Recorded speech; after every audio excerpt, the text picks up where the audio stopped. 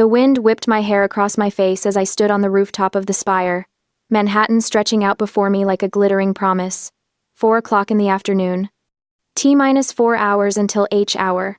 4 hours until everything I'd worked for would finally be recognized.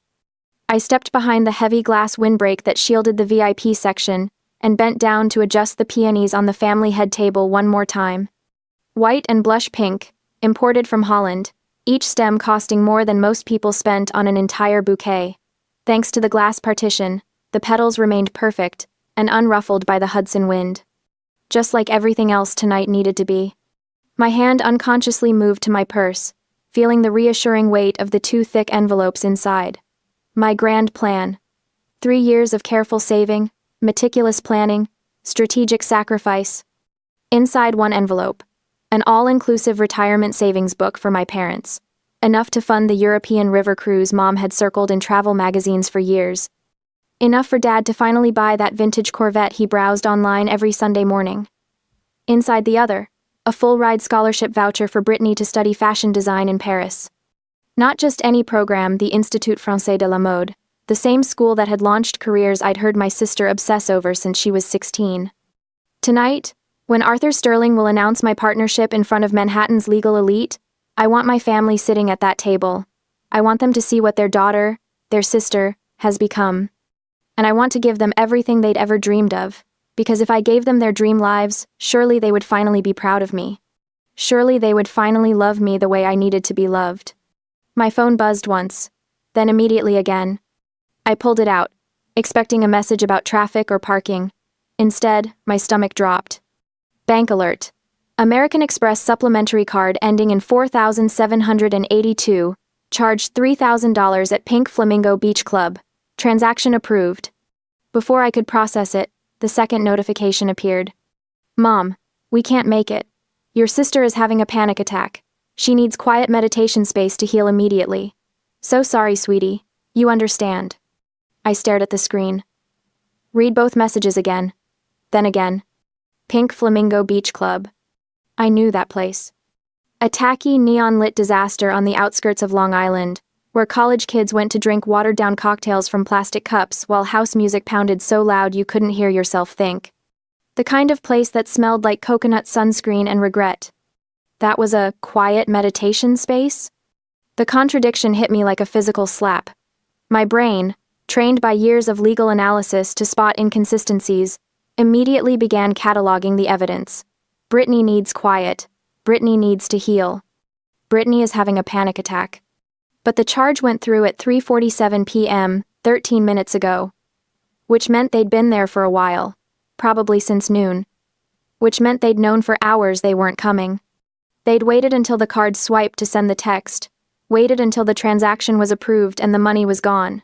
So I couldn't cancel it or freeze the account. This wasn't an emergency. This was calculated. The betrayal that surged through me wasn't about the $3,000.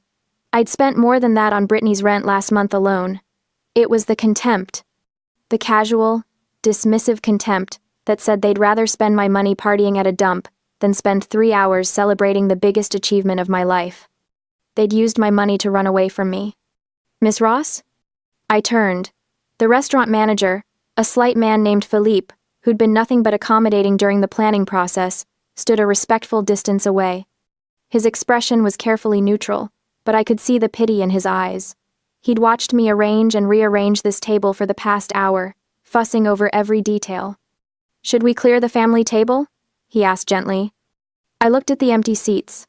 The table was positioned in the prime spot, directly adjacent to where Arthur Sterling would stand for the toasts. If the managing partner saw me sitting alone, he would draw conclusions. Successful but isolated.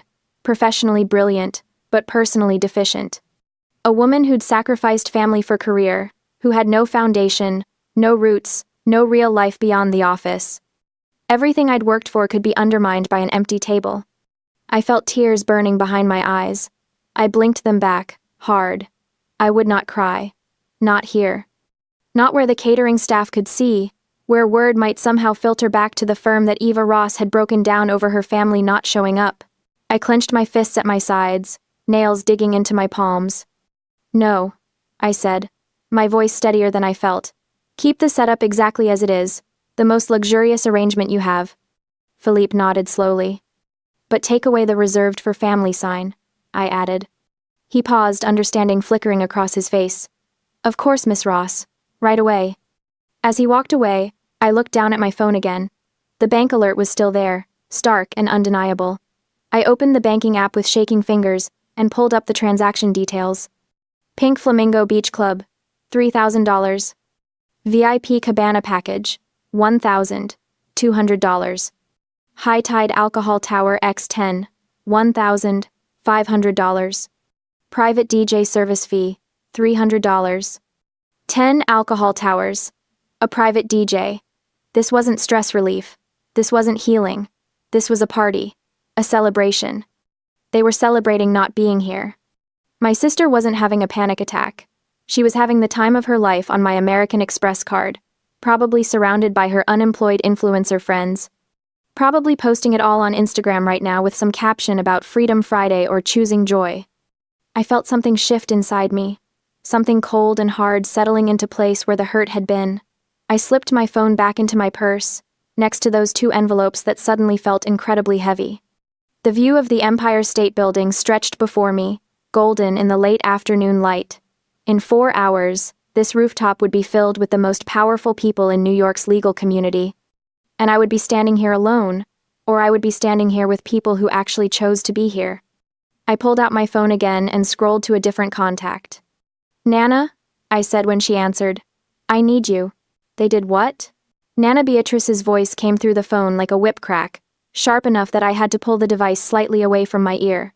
Even at 75, my grandmother's voice carried the authority of someone who'd spent 40 years as a high school principal, commanding rooms full of teenagers and terrifying incompetent teachers into early retirement. They're at the Pink Flamingo? I repeated, staring at the transaction details on my screen. Mom texted that Brittany is having a panic attack and needs quiet meditation space. Meditation space.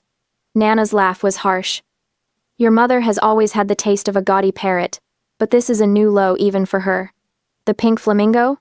That place is where 20-year-olds go to throw up on each other. Despite everything, I felt a small smile tug at my lips. You know it? Eva. I taught high school in this city for 4 decades. I know every trash establishment where my students attempted to use fake IDs. She paused. Are you crying? No. Good. Don't you dare cry over people who choose cheap liquor over their daughter's success. I'm getting dressed right now. I'll be there in an hour. I'm wearing the street John suit. The gray one that makes me look like I could buy and sell half of Manhattan. You don't have to. Evangeline Ross. The use of my full name stopped me cold. You listen to me. You need someone of the same class standing next to you tonight. Someone who understands that success is celebrated, not abandoned. Your mother may have given birth to you, but I'm the one who taught you that excellence matters. I'll be there. She hung up before I could respond. I stood there for a moment, phone in hand, feeling something shift in my chest. The hurt was still there, sharp and bitter, but underneath it was something else.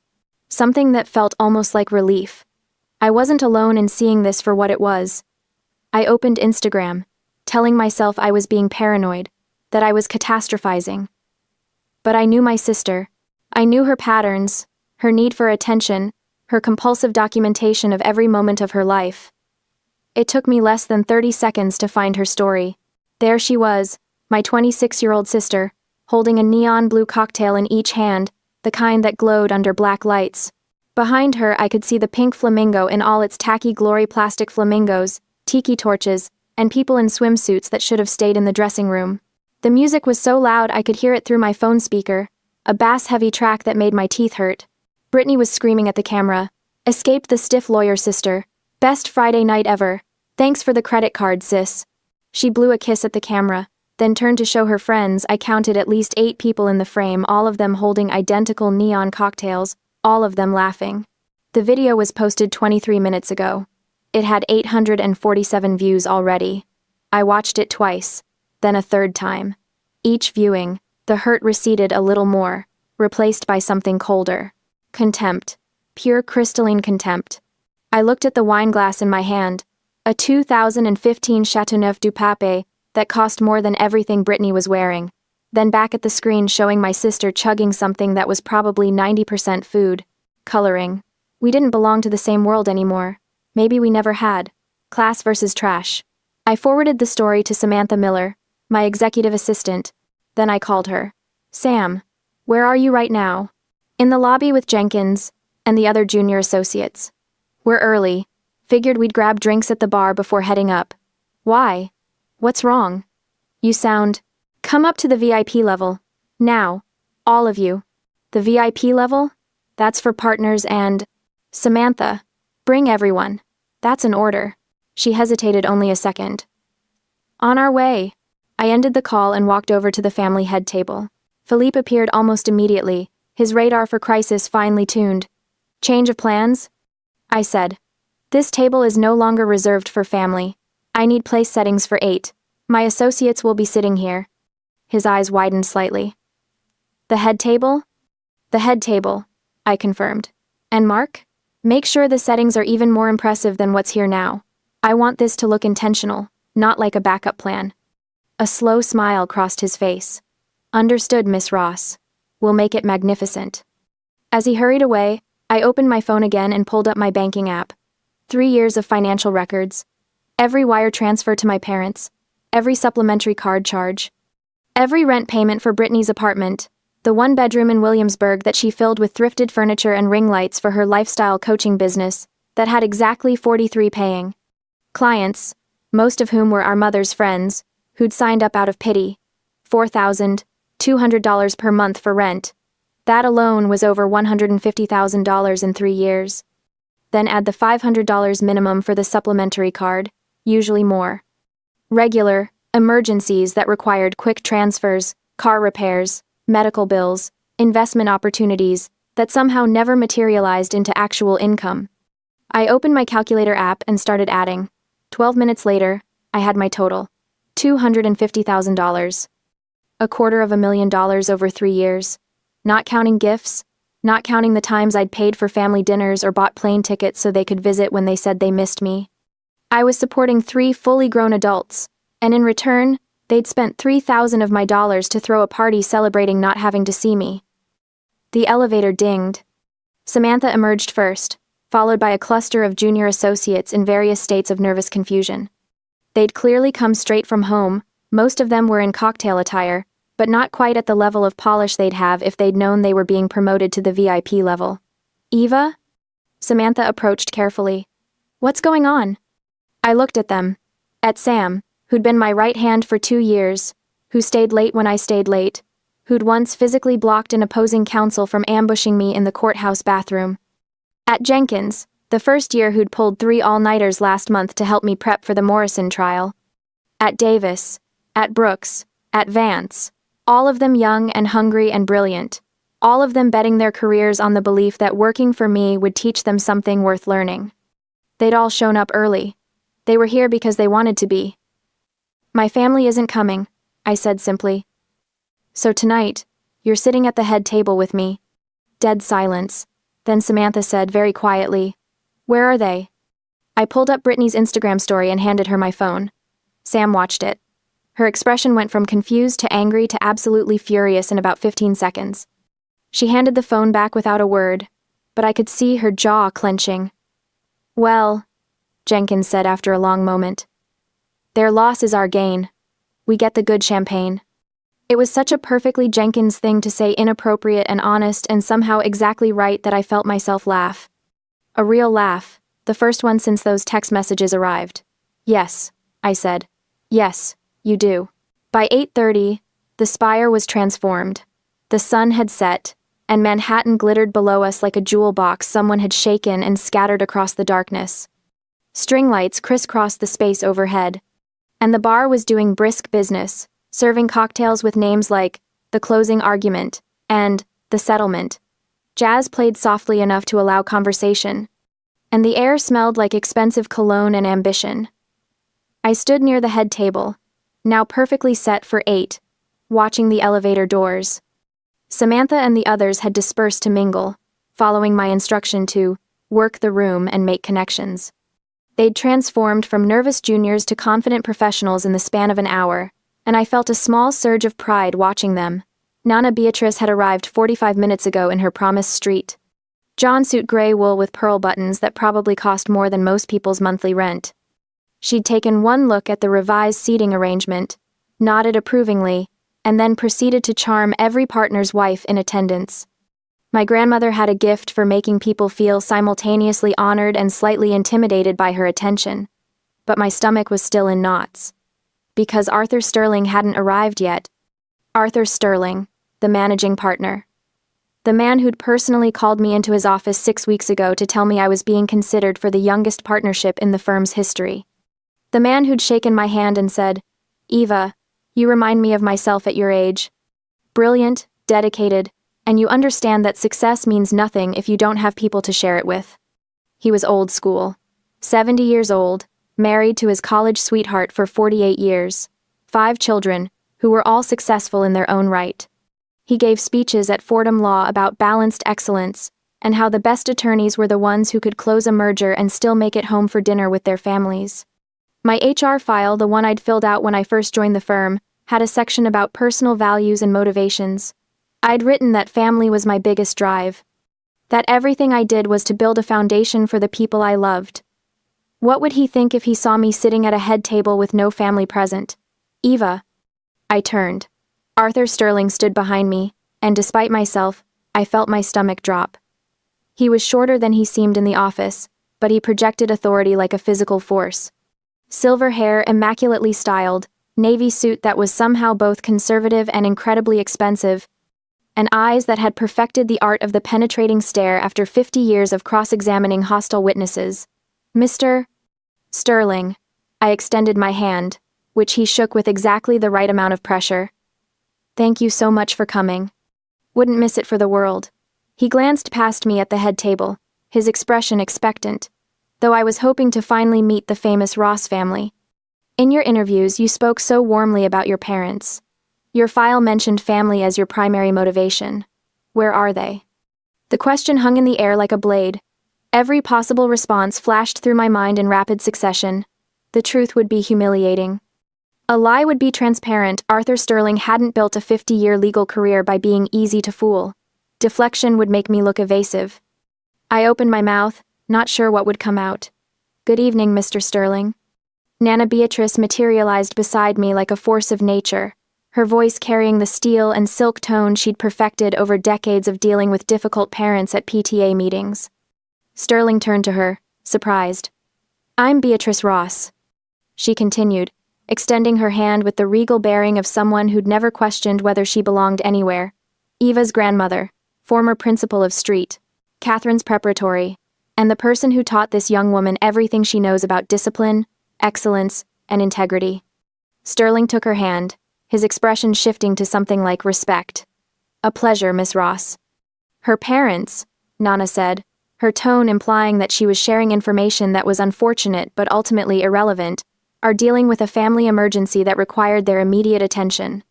However, Mr. Sterling, I want to clarify something important." She stepped slightly forward, and I realized with a start that she was physically positioning herself between Sterling and me, protective. "Eva's parents may have given her life," Nana said, her voice quiet but absolutely unshakable. "But I am the one who forged her mindset. I taught her that excellence is not negotiable. That commitment means showing up even when it's inconvenient. That success is built on consistency, not convenience. If you're looking for the source of Eva's professional excellence, Mr. Sterling, you're looking right at it." The silence that followed was absolute. Then Sterling did something I didn't expect. He laughed. Not a polite chuckle, but a genuine, delighted laugh that made several people nearby turn and look. "Miss Beatrice," he said, his eyes actually twinkling, "that is the finest answer I've heard in years, and you're absolutely right. The fruit doesn't fall far from the tree, and clearly Eva learned from the very best." He turned back to me. "Your grandmother is a force of nature. You're lucky to have her." "I know," I managed. Sterling clapped me on the shoulder, a gesture that was somehow both paternal and professional, and moved off to greet other guests. The moment he was out of earshot, my knees nearly buckled. "Easy," Nana said, gripping my elbow. Deep breath. You're fine. That was a perfectly executed defensive maneuver, and he bought every word of it. Because it was true, I said. She looked at me, and something soft flickered in her expression. Yes, it was. My phone buzzed in my clutch. I probably shouldn't have checked it, but my hand moved automatically. Instagram notification. Brittany had gone live. Against my better judgment, I clicked. The video quality was shaky, clearly shot on someone's phone in low light, but I could see everything. My sister, absolutely drunk, holding that neon blue cocktail, surrounded by her friends. The music was deafening. She was screaming at the camera, her words slightly slurred. Best Friday night ever. No boring lawyer talk. No stiff people. Just vibes. She spun in a circle, nearly falling. Someone caught her, laughing. Thanks for the credit card, sis. You're the best ATM ever. The comments were already rolling in. OMG, who's your sister, lol? Wait, did she pay for this whole thing? I'm dead. I watched my sister toast the camera, watched her friends cheer, watched the neon lights and plastic flamingos and everything that was the complete opposite of where I stood right now. And instead of the hurt I'd felt this afternoon, I felt nothing but cold, clear contempt. Eva? Samantha appeared at my elbow. It's time for your speech. I pocketed my phone and straightened my shoulders. Let's do this. The crowd quieted as I stepped to the small podium Philippe had set up. In front of me, I could see the entire gathering partners, associates, clients, my team at the head table watching me with expressions of support and pride. At the next table over, I noticed someone I hadn't paid attention to before. A woman in her early 30s, definitely not with the firm, definitely too glam to be a client. She had her phone out, pointed in my direction but not obviously. An influencer, probably. Someone's +1 who saw expensive party and thought content opportunity. Perfect. I raised my glass. Thank you all so much for being here tonight, I began. Honestly, 4 hours ago I almost canceled this party. I could feel the surprise ripple through the crowd. I received a message that my family needed to deal with an emergency, that they needed to go heal. I let the word hang in the air for just a moment. I was devastated. I thought about canceling everything, about calling all of you to say we'd have to reschedule. I pulled out my phone, held it up slightly. But then I saw the credit card receipt. $3,000 charged at a beach club, 10 alcohol towers, a private DJ. I saw the Instagram live stream my sister partying, using my money, celebrating not being here. You could have heard a pin drop. And then I looked around at all of you. I gestured to the gathered crowd. Some of you got here early. Some of you stayed late at work this week to free up tonight. All of you chose to be here. And I realized something important. I turned to look at my team at the head table. This VIP position isn't for those of the same bloodline. It's for those of the same vision. The silence held for one more beat. Then Samantha started clapping. Jenkins joined in. Then Davis. Then Vance. Then suddenly the entire rooftop was applauding, and several people were actually cheering. I sat down, my heart pounding, and caught Nana Beatrice looking at me with something that might have been approval or might have been pride. At the next table, the influencer was still recording. Good. I woke up Saturday morning to 17 missed calls and 43 text messages. For a moment, lying in my bed in my too-quiet penthouse, I thought something terrible had happened. Then I picked up my phone and saw that every single notification was from my family. I didn't read them yet. Instead, I got out of bed, made coffee, and went through my morning routine with deliberate calm. Shower, skincare, the gray Armani suit that made me look like I could buy and sell you before breakfast. Only when I was completely ready for the day did I sit down at my kitchen island and open my phone. The first thing I saw was that I'd been tagged in a video. 417,000 views. My stomach dropped. The creator was at Lux, Lifestyle, Laura, the influencer from the next table. She'd edited together footage from my speech at the Spire, my words about bloodline versus vision, the elegant setting, the team at the head table with Brittany's Instagram livestream from the Pink Flamingo. The contrast was devastating. Me in black silk, speaking calmly about betrayal, surrounded by sophistication and city lights.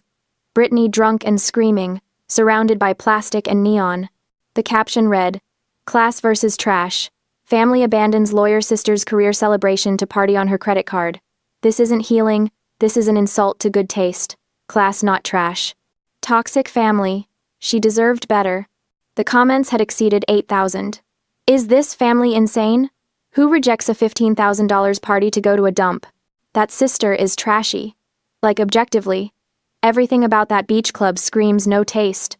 The lawyer seems so calm and classy, and her family is absolutely feral. I can't. Thanks for the credit card, sis. I would never speak to her again. Imagine raising a daughter who becomes a lawyer and then ditching her for that. The grandmother in the gray suit is more of a family than those people ever were. I watched the video 3 times. It was beautifully edited, I had to admit. Laura had timed the cuts perfectly, had captured the exact moment my expression shifted from hurt to contempt in my speech. She'd even added a split-screen section showing the spire's elegance next to the pink flamingo's tackiness. The comments were still rolling in, hundreds per minute. Then my phone started ringing. Mom. I let it go to voicemail. It rang again immediately. I declined. A text appeared. Mom. Eva, call me right now. Another call. This time, Dad. I declined it too. Dad, this is serious. Your mother is very upset. We need to talk. Mom, how could you embarrass us like this?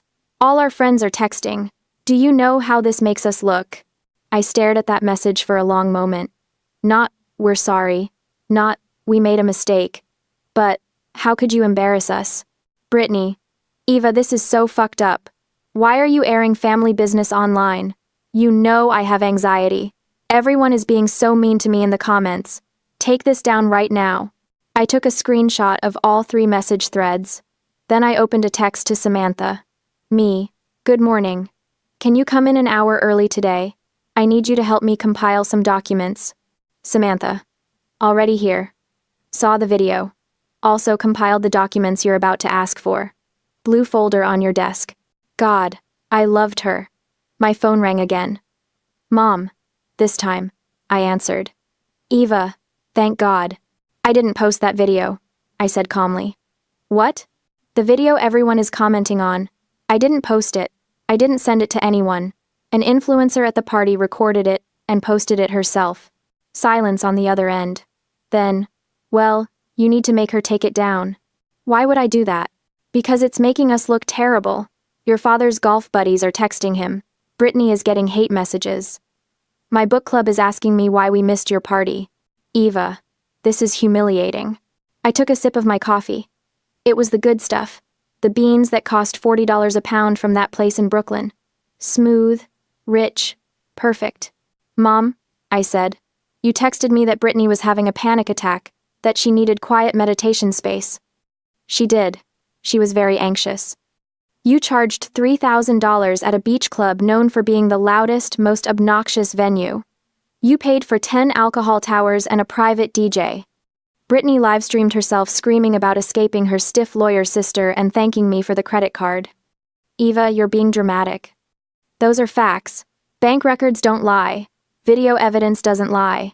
You chose to spend my money partying instead of attending the biggest night of my professional life. And now you're upset because people on the internet are pointing out that this was a classless thing to do. How dare you call us classless? Mom's voice had gone shrill. After everything we've done for you, we raised you. We supported you. You supported me, I repeated slowly. When was the last time you paid for anything? That's not where your parents, Eva. You're supposed to help family. I have helped, for 3 years. And last Friday, you used that help to fund a party celebrating not having to see me. I paused. I think we need to have a family meeting to resolve this. A what? Come to my apartment next Saturday, 7 p.m. You, Dad, and Brittany. I have something I want to give you. A late gift I couldn't present at the party. The word gift changed everything. I could hear it in the pause, in the way Mom's tone shifted from angry to cautiously interested. A gift? Yes. Something I've been preparing for a while. It's important that we discuss it in person. Another pause. What kind of gift? You'll see on Saturday. Can you make it, or do you have another emergency planned? The barb landed. We'll be there, Mom said stiffly. 7 p.m. Perfect. See you then. I hung up before she could respond. Then I opened my text thread with Samantha again. Me. Can you also print out copies of the lease guarantee agreement for Brittany's apartment, And all supplementary credit card statements? I need everything ready by next Saturday afternoon. Samantha. Already in the blue folder. Also included documentation of every wire transfer, every emergency payment, and a transaction-by-transaction breakdown of the $3,000 Pink Flamingo charge. The DJ alone was $300. Who pays $300 for a beach club DJ? Me. People with terrible taste and someone else's credit card. Samantha. Fair. Also, I ordered you a paper shredder. It's being delivered to your apartment on Friday. Industrial grade. Figured you might need it. I stopped, staring at that last message. Samantha had worked for me long enough to know exactly what kind of meeting I was planning. Me. You're getting a raise. Samantha. I'm getting a promotion when you make managing partner, but I'll take the raise in the meantime. I smiled despite everything and headed out the door. The rest of the week passed in a strange, calm blur. The video continued to go viral by Wednesday. It had 2.3 million views. My parents called 17 more times. Brittany sent increasingly frantic texts, begging me to do something about the comments. I ignored all of them. Instead, I worked. I closed the Morrison deal. I reviewed the blue folder Samantha had prepared, checked every transaction, verified every date. I made notes in the margins. I prepared my case like I was going to trial. Because in a way, I was. Friday evening, a delivery man arrived at my building with a large box, the paper shredder. I set it up in my dining room, placed it carefully next to the table where my family would sit. Then I spent Friday night reviewing everything one more time.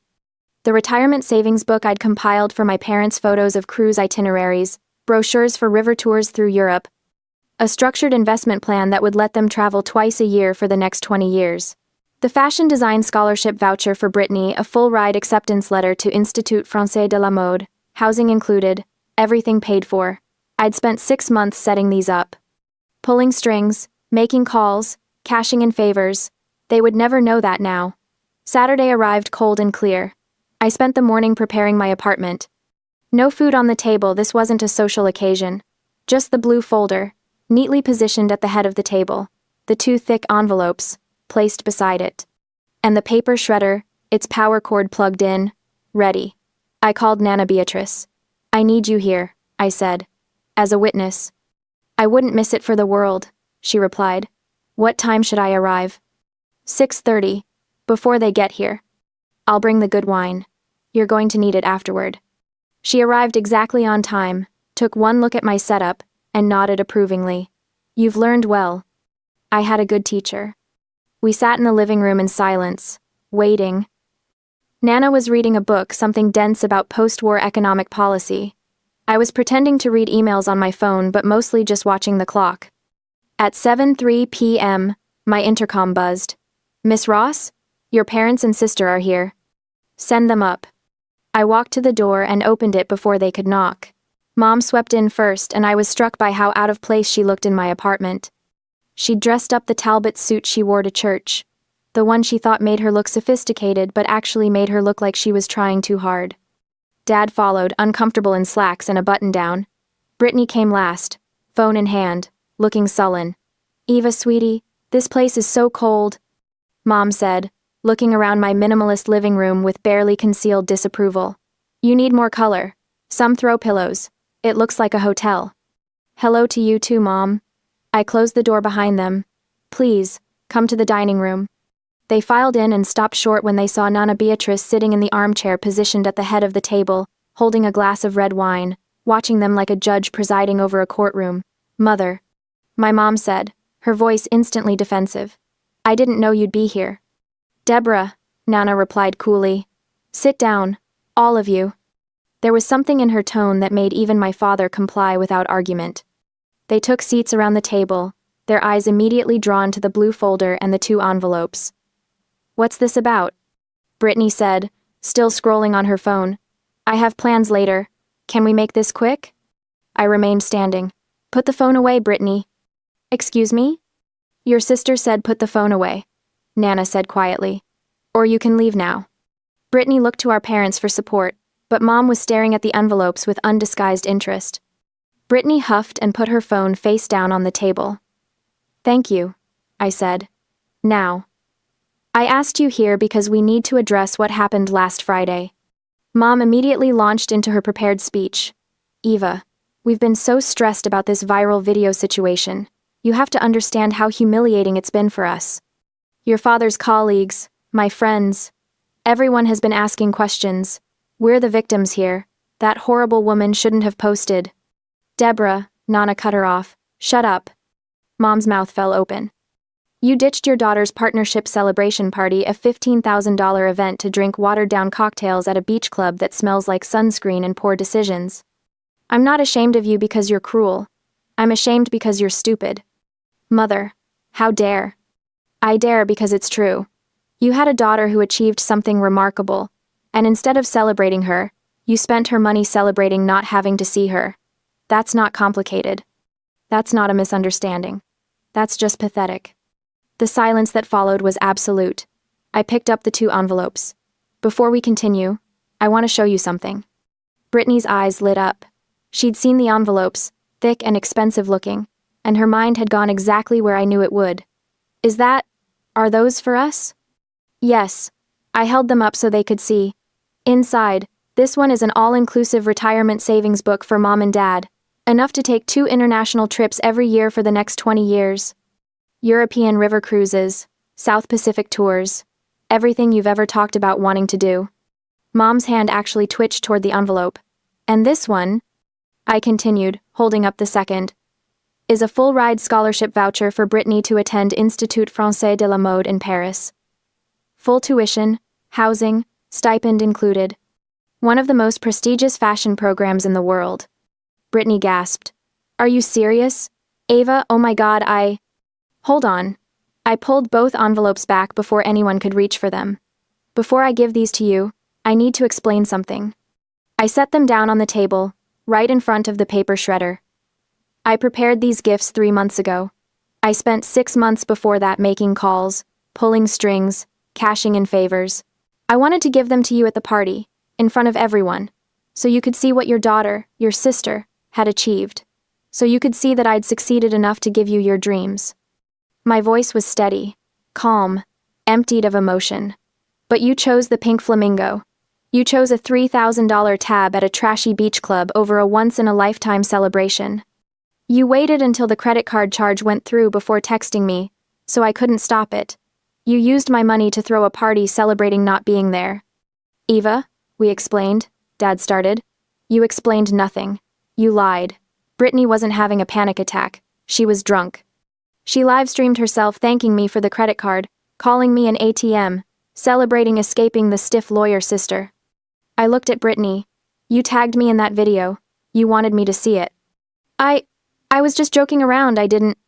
You did. I picked up the first envelope. The retirement savings book. This represents 30 years of my parents traveling the world. First-class flights, 5-star hotels, everything you've ever wanted. Mom was staring at it like it was the Holy Grail. Eva, sweetheart. But you chose a $3,000 party over a lifetime of experiences. I tore open the flap of the envelope. I pulled out the thick, glossy booklet filled with cruise itineraries and bank certificates. Eva, wait. Dad half stood. I fed the booklet into the maw of the shredder. The machine roared to life, a harsh, grinding mechanical sound that filled the room. I watched my parents' faces as they watched 30 years of travel plans being chewed into confetti. Mom made a sound like she'd been physically struck. What are you doing? Brittany shrieked. I picked up the second envelope. The scholarship voucher, Brittany's dream school, her ticket to Paris, to the life she'd always said she wanted. This, I said, sliding the official acceptance letter and scholarship confirmation out of the envelope, represents 4 years in Paris, a degree that would actually give you a career instead of a hobby, a chance to become something other than an Instagram influencer with 43 followers. Eva, please, Brittany was crying now. Please, I'm sorry, I'm so sorry, I didn't mean. Yes, you did.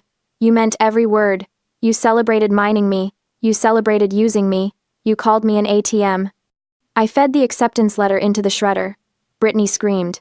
Actually screamed, like I'd physically hurt her. Mom was frozen, staring at the machine like she couldn't process what had just happened. Dad had gone pale. The whirring stopped. Both Both dreams, reduced to strips of paper in the clear bin. That's it? Mom whispered. You're destroying our futures over one mistake? One mistake? I turned to look at her. Mom, how much money have I given you in the last 3 years? She blinked. I don't know. We never asked you to. I opened the blue folder. $250,000. Mom's eyes widened. That's impossible. It is entirely possible, I said, pulling out the first document. Rent payments for Brittany, credit card bills, emergency wire transfers, car repairs that somehow cost $5,000, medical bills that insurance should have covered, investment opportunities that never materialized. I held up the lease document. This is Brittany's lease. I'm the guarantor. I'm the one who's legally responsible when she can't pay rent. Which is every month, because she doesn't have a job. I'm building my brand, Brittany started. You have 43 paying clients. I looked at your business account.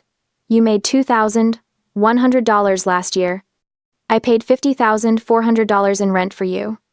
I set that document down and picked up the next. This is the supplementary credit card statement. In the last 3 years, you've charged $47,000 on it. Mom, you told me this was for emergencies only. Those were emergencies, Mom said. You don't understand what it's like to. The $800 charge at Nordstrom for a new handbag was an emergency? Silence. The $1,200 spa weekend in the Poconos was an emergency? More silence. The $3,000 party at the Pink Flamingo was an emergency? Mom's face had gone red. You've always had more than us. You've always been able to afford. Because I worked for it. My calm cracked, just slightly. I worked 80-hour weeks. I sacrificed every weekend. I built a career from nothing, while you spent my money, and resented me for having it. We never resented you, Dad said weakly. Then why weren't you there? The question came out raw. Why wasn't celebrating my success worth 3 hours of your time? No one answered. I pulled out the next set of documents. This is the notice canceling all supplementary credit cards effective immediately. The $3,000 from Pink Flamingo is the last charge I'll ever pay. Consider it severance. I set that down and picked up the final document. And this is the notice that I'm withdrawing as guarantor on Brittany's lease. You have 30 days to find a new guarantor or move out. You can't do this. Brittany was hysterical now. Where am I supposed to go? That's not my problem anymore. Eva, please, Mom said.